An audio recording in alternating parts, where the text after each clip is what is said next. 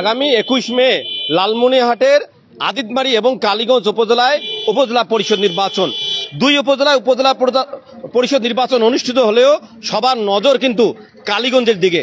কারণ হলো এই কালীগঞ্জ উপজেলায় যে 3 জন চেয়ারম্যান প্রার্থী আছেন তার মধ্যে 2 জন প্রার্থী হলেন এই আসনের সংসদ সদস্য সাবেক সমাজ কল্যাণ মন্ত্রী নুরজামান আহমেদের ভাই এবং পুত্র।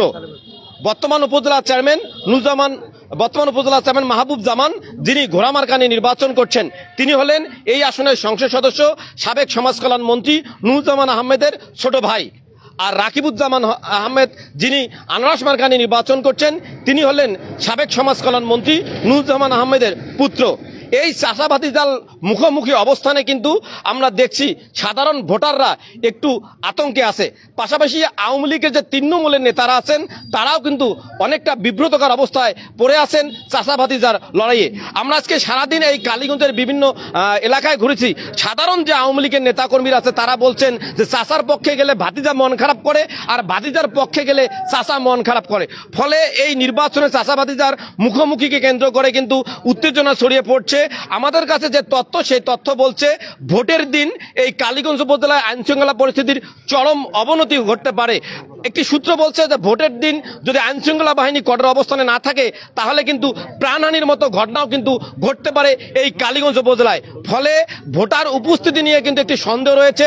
যদি আইনশৃঙ্খলা বাহিনী কঠোর অবস্থানে না থাকে তাহলে কিন্তু সাধারণ ভোটাররা তো ভোট কেন্দ্রে যাবে না, আওয়ামী লীগের তৃণমূলের নেতারাও ভোট কেন্দ্রে যাবে কিনা তা নিয়ে সন্দেহ রয়েছে। সে কারণেই সাধারণ ভোটাররা বলছে তারা ভোট কেন্দ্রে যেতে চায়। এ কারণে আইনশৃঙ্খলা বাহিনীকে কঠোর অবস্থানে থাকার অনুরোধ জানিয়েছেন। সাধারণ ভোটাররা কি ভাবছেন তা নিয়ে কিন্তু আমরা আজকে একেবারে তৃণমূলের যে সাধারণ ভোটার আছে তাদের সঙ্গে সরাসরি কথা বলবো। আপনি তো এই আসনের ভোটার, কি অবস্থা ভোটের একটু বলবেন? ইনশাল্লাহ এখানকার পরিবেশ মোটামুটি ভালো এ পর্যন্ত। ভোটের দিন আসলে আমরা নিরপেক্ষভাবে যে প্রার্থী ভালো তাকে আমরা ভোট দেবো ইনশাআল্লাহ। এই যে চাচা ভাতিজা দুইজনে একই পরিবারে, এইটাকে কিভাবে দেখছেন? এখন দুইজনের মধ্যে যে জয়ী হবে সেটাকে মেনে নিতে হবে, তাছাড়া আর কি। এটা নিয়ে কোনো ভয় কাজ? এটা নিয়ে ভয় আমাদের ভেতরে নাই। আমরা ভোট দেবো জনগণকে নিয়ে, যে প্রার্থী জয়ী হবে তাকে আমরা মানিয়ে নেব। আপনারা কি ভাবছেন একটু বলেন, কি এই ভোটের পরিবেশ কেমন দেখছেন, কি অবস্থা? পরিবেশ খুব ভালো আছে জি, আপাতত জন্য ভালো আছে। এখন দেখা যাক মঙ্গলবার পর্যন্ত কি হয়। জি, মানে আইন শৃঙ্খলা বাহিনীর প্রতি আপনাদের কোনো দাবি আছে নাকি? না, কি দাবি? অবশ্যই দাবি আছে, আইন শৃঙ্খলা বাহিনী এখানে লাগবে। জি, তার কারণ পরিবেশটা যেন ঠিক রাখার জন্য আইন শৃঙ্খলা বাহিনীর দরকার আছে। আমরা কথা বলবো, কি অবস্থা ভোটের বলেন তো? অবস্থা খুব ভালো, আল্লাহর রহমত। ভোট আনার ইনশাআল্লাহ হবে, বিপুল ভোট আনার হবে। আমরা ঘোড়া সাপোর্ট। জি, ঘোড়া হ্যাঁ। আচ্ছা বলেন।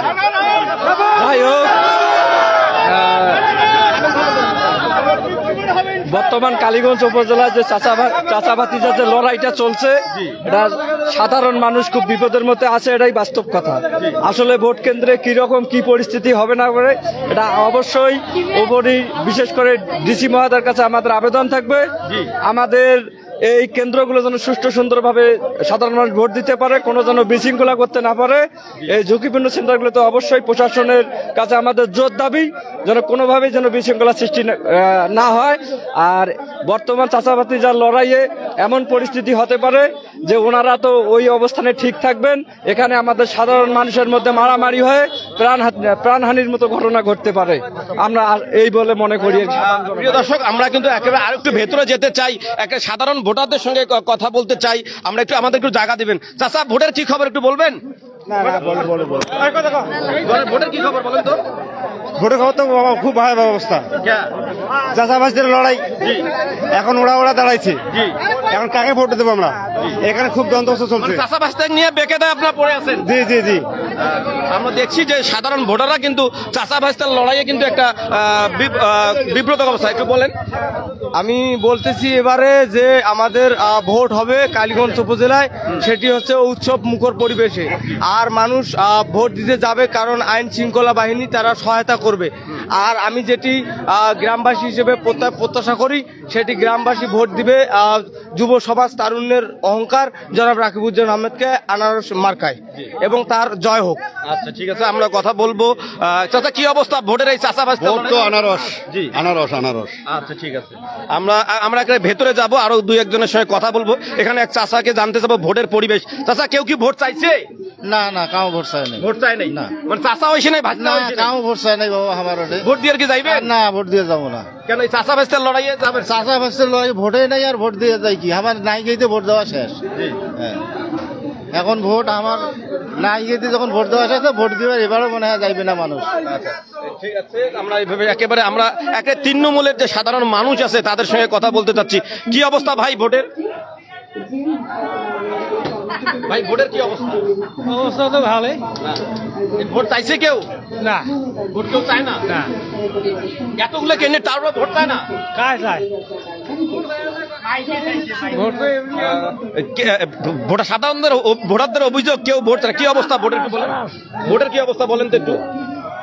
এখন কিভাবে দেবো? এখন দুই চাচা বাঁচিয়ে দাঁড়াইছি, এখন কাক ভোটটা দেবো? জি, মানে বেকায়দায় পড়ে আছে। ভোটটা কাক দেবো?